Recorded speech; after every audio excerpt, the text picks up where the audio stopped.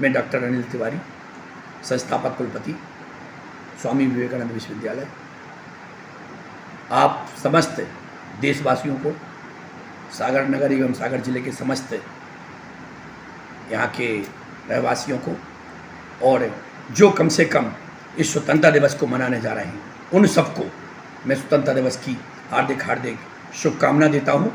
यह 78वां स्वतंत्रता दिवस हम सब मनाने जा रहे हैं। मैं आपके माध्यम से निवेदन करना चाहता हूँ कि हम सबको हर्षोल्लास से इस त्यौहार को मनाना चाहिए।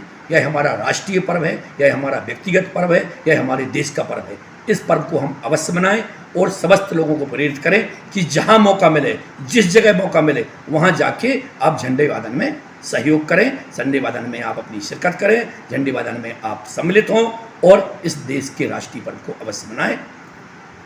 भारत माता की जय। 78वां स्वतंत्रता दिवस पर्व को पूरे जिले में हर घर तिरंगा, घर घर तिरंगा अभियानों के बीच उमंग और उत्साह के साथ मनाया गया। उप मुख्यमंत्री एवं सागर जिले के प्रभारी मंत्री राजेंद्र शुक्ला स्वतंत्रता दिवस के अवसर पर सागर के पीटीसी ग्राउंड पर आयोजित समारोह में ध्वजारोहण किया और साथ ही परेड की सलामी भी ली। उप मुख्यमंत्री एवं जिले के प्रभारी मंत्री राजेंद्र शुक्ला गरिमामय इस समारोह में मुख्यमंत्री डॉक्टर मोहन यादव के प्रदेशवासियों के नाम संदेश का वाचन किया। इस मौके पर स्वतंत्रता संग्राम सेनानियों का सम्मान और छात्र छात्राओं द्वारा रंगारंग सांस्कृतिक कार्यक्रम प्रस्तुत किए गए। कार्यक्रम में स्थानीय जनप्रतिनिधियों के अलावा शहर के गणमान्य नागरिक और अधिकारीगण के साथ ही स्कूली बच्चे, एनसीसी, स्काउट गाइड भी मौजूद रही।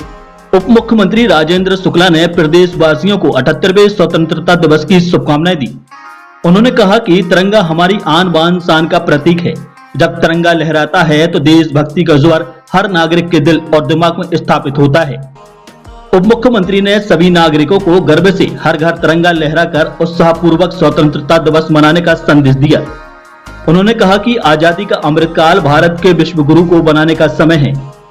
हम सब लक्ष्य के अत्यंत नजदीक पहुंच चुके हैं। आज भारत विश्व की 5वीं अर्थव्यवस्था बन गया है। आगामी 5 वर्षों में हम तीसरी सबसे बड़ी अर्थव्यवस्था बन जाएंगे। इसके अलावा उन्होंने कहा कि स्वामी विवेकानंद ने कहा था कि 21वीं सदी भारत की होगी। केंद्र और राज्य सरकार के प्रयासों में सभी नागरिकों की सहभागिता से वर्ष 2047 तक भारत विश्व की सबसे बड़ी अर्थव्यवस्था बन जाएगा। 78वें स्वतंत्रता दिवस की सभी प्रदेशवासियों को हार्दिक बधाई और मंगल कामनाएं। आज का पावन दिन भारत माता को स्वतंत्र कराने के लिए अपनी जान न्यौछावर करने वाले वीरों, राष्ट्रभक्तों और स्वतंत्रता सेनानियों के पुण्य स्मरण का अवसर है। प्रशासन जनोन्मुखी हो, नागरिक विकास और सामाजिक सद्भाव में भागीदार बने, गरीबों के कल्याण की योजनाएं अंतिम व्यक्ति तक पहुँचे, ऐसी व्यवस्था बनाने के लिए हमारी सरकार कटिबद्ध है। यशस्वी प्रधानमंत्री श्री नरेंद्र मोदी जी के नेतृत्व में भारत ने पूरी दुनिया में अपनी पहचान बनाई है। पिछला 1 दशक भारत के गौरव को बढ़ाने वाला गौरवशाली युग रहा है। माननीय प्रधानमंत्री श्री नरेंद्र मोदी जी के नेतृत्व में तेजी से वैभवशाली और शक्तिशाली भारत का निर्माण हो रहा है। भारत विश्व की तीसरी बड़ी अर्थव्यवस्था बनने के लक्ष्य को प्राप्त करने की दिशा में तेजी से अग्रसर है। भारत की अर्थव्यवस्था में मध्य प्रदेश की 4% सहभागिता को अगले 5 वर्ष में 5% तक ले जाने के लिए मध्य प्रदेश संकल्पित होकर कार्य कर रहा है। मध्य प्रदेश के नागरिक सदैव विकास की ललक और राष्ट्र के प्रेम का परिचय देते रहे हैं। जो भरा नहीं है भावों से, बहती जिसमें रसधार नहीं, वह हृदय नहीं पत्थर है जिसमें स्वदेश का प्यार है। मध्य प्रदेश का बजट अगले 5 वर्ष में 2 गुना करने की दिशा में सरकार काम कर रही है। विगत 3 वित्तीय वर्षों में राज्य शासन द्वारा अधोसंरचना पूंजीगत कार्यों के व्यय में निरंतर वृद्धि प्राप्त की गई है।